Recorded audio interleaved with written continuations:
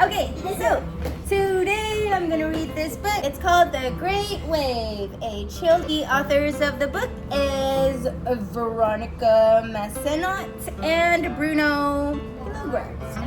The Great Wave. Aki and Taro were childless. The summer of their lives was nearing an end, but they had neither a boy nor girl to give them joy. The couple had waited very long, and they had tried everything they knew to have a child. They had eaten countless herbs and special foods, and they prayed fervently and given offerings in the temple. At last, they felt their hope was gone.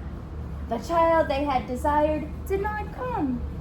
There were many nights of tears and sorrow. But then, suddenly, a miracle.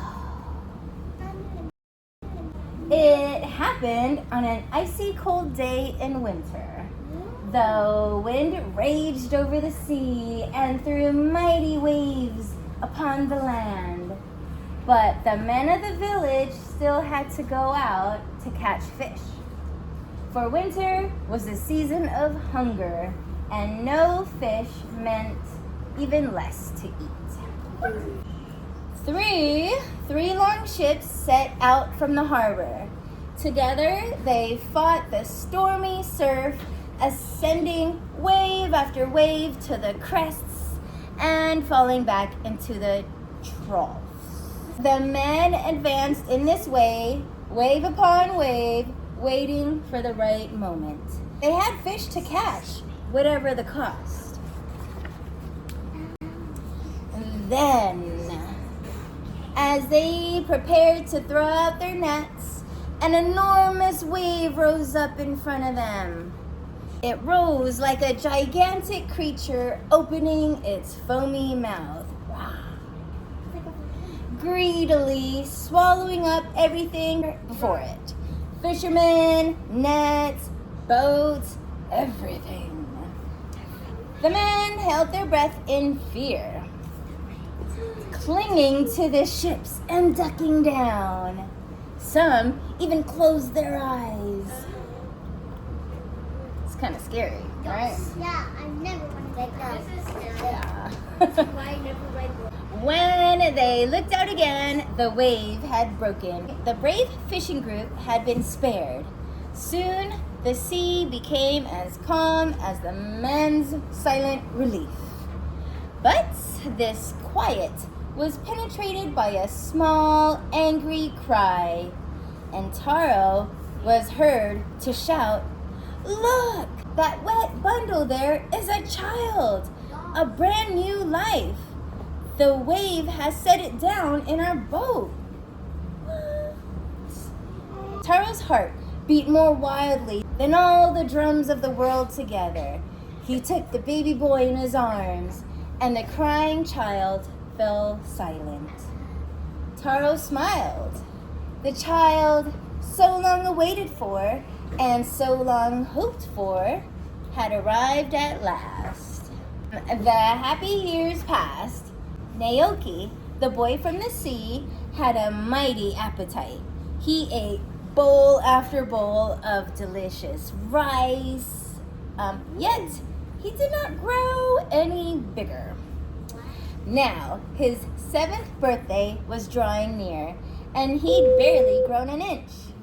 Aki was worried. Would he always stay so small? And Taro often thought, how could he ever become a proper fisherman? But the wise parents had come to know patience. Maybe their child did not want to grow. Maybe they only had to wait a little longer. Wasn't it a great joy just to hold such a tiny life in their arms? Naoki waited to grow as well. While all of his friends shot upwards faster than bamboo, the boy often sat on the trunk of an old pine tree that stretched his branches out over the water. As he sat, Naoki's thoughts drifted across the sea, coming and going like the water's ebb and flow.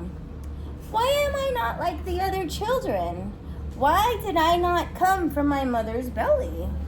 Did a woman or a mysterious wave bring me into this world?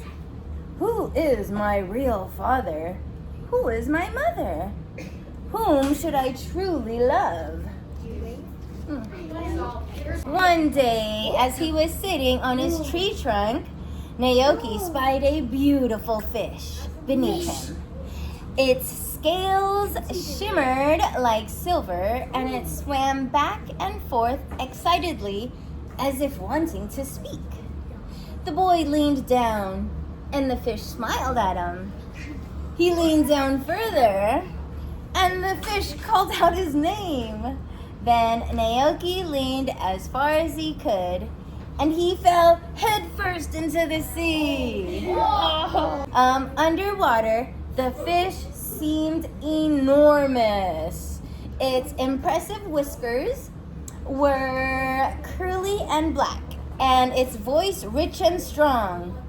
"Hello, little man, come with me. I know who can answer your questions." Naoki swam behind him as if he, too, had fins. As the boy and the fish got farther from shore, their surroundings changed. The water became darker and colder, and the current stronger and stronger. Naoki clung tightly to his friend just to keep going. "I thought everything was nice and calm under the sea," the boy said to himself. "I thought you could collect coral, hide among the water lilies, play with starfish, and find lost treasure." But the silent fish could not hear Naoki's thoughts. The two dived deeper and deeper into the dark underwater world. Then, without warning, they plunged into a whirlpool, and Naoki was seized with panic. With all his might, the boy pulled all the fins of his scaly companion. The fish reared up and swam more slowly, at last coming to a stop. "Where are you bringing me? I don't want to go further. I'm cold. I'm scared. Please turn around. My parents might be worried. I want to go back to them, and quickly, too." At these words, the animal's silver scales trembled and shone with joy. The back of the fish lengthened and began to move like a wave. Its body became larger and larger, sprouting mighty feet with sharp golden claws from its fins. The fish had turned into a dragon! "Hold on tight," roared the dragon. "Hold on tight." With a single blow of its tail, the dragon thrust itself out of the ocean, flew over the volcano, and placed the boy gently upon his dearly loved beach. "Goodbye, my friend," he said from a cloud above the sea. "Now go on. You no longer need me." Naoki did not speak. As soon as he felt the sand beneath his feet, he began to run. The happy boy ran and ran all the way to his parents' house. When he finally reached home, Naoki turned around to thank his noble friend. But the dragon was gone. The sea was as smooth as glass, as if nothing had happened. Now it's spring, and today is Koi Nobori, a children's festival. 1,001 carpfish float in the wind. You see those?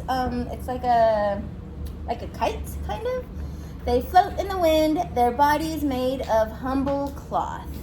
Naoki looks proudly at his fluttering streamer. It swims in the wind, side by side with those of Taro, his father, and Aki, his mother.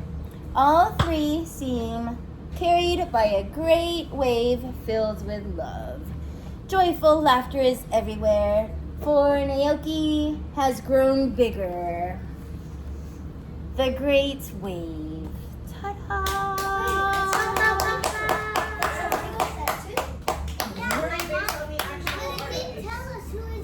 parents. Well, it's probably a lot.